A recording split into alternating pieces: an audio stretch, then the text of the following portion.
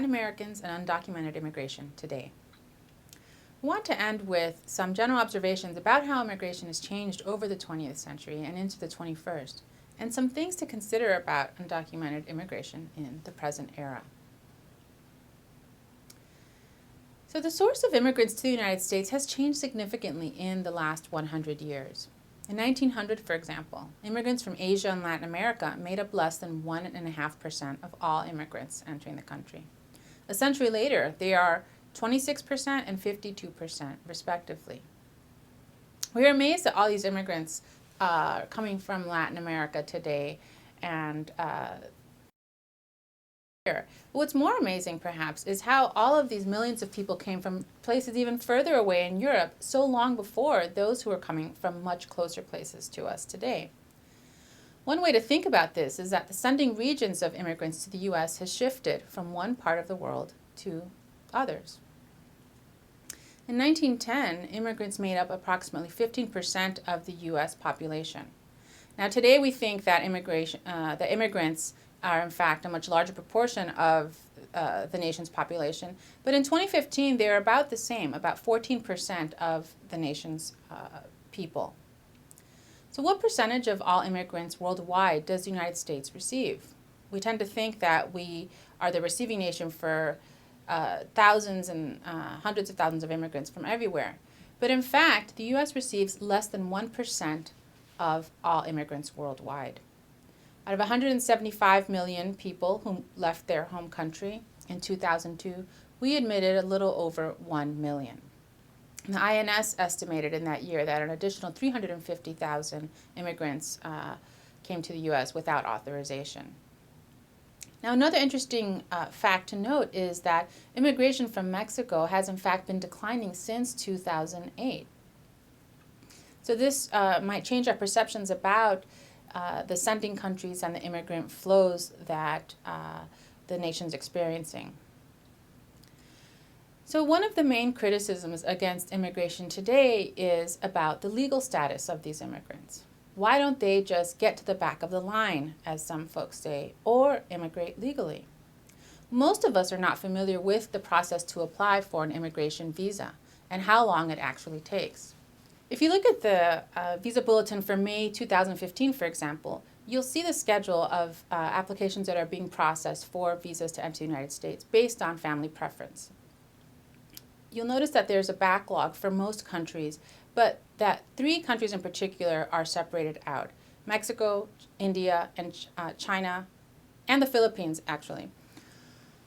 And you'll see that in order to qualify under the first family preference category, you need to have applied from a country like Mexico in 1994 to have your application processed in May of 2015.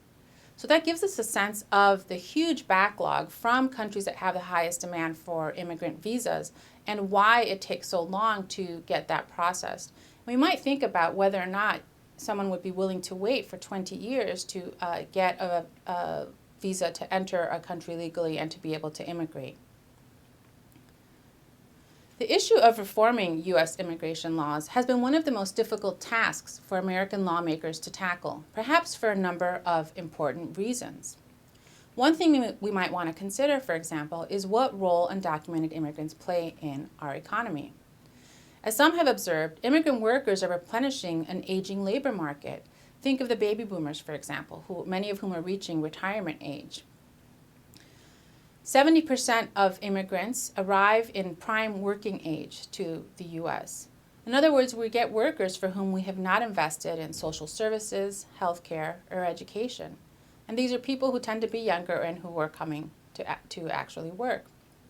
And American companies, as a number of scholars have documented very thoroughly, profit enormously from that unauthorized or illegal labor by being able to pay lower wages to a very vulnerable and deportable population. For us as consumers, what this means generally is that we pay lower prices for goods and services, for the food that we eat, the hotel rooms that we rent, or personal services like manicures or other kinds of things, car washes, that sort of thing.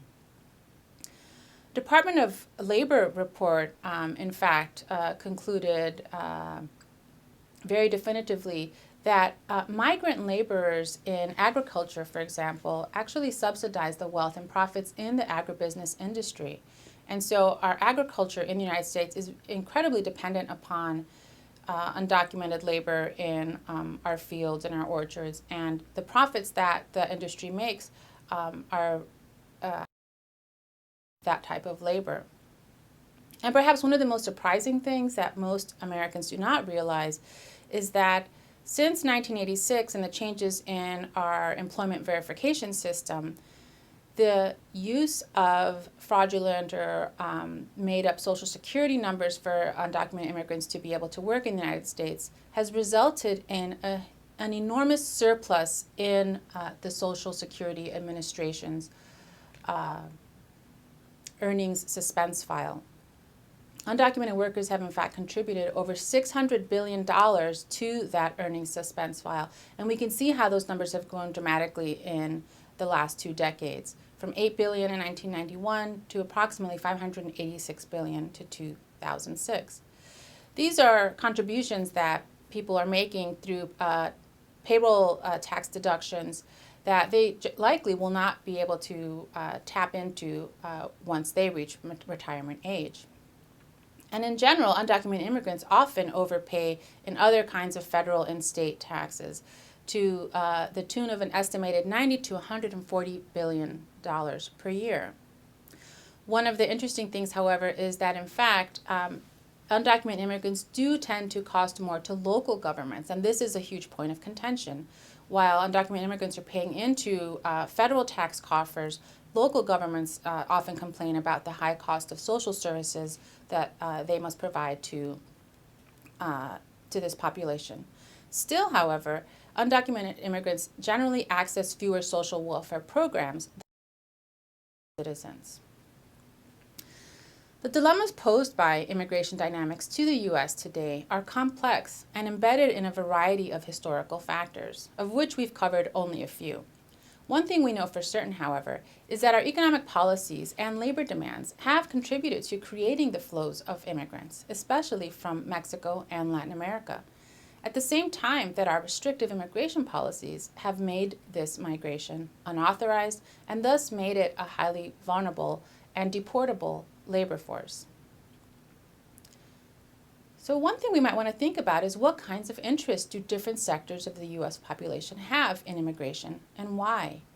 What are our interests as employers, for example, or as employees, as consumers, as politicians or elected officials, as Border Patrol agents, or people employed by the immigrant detention system?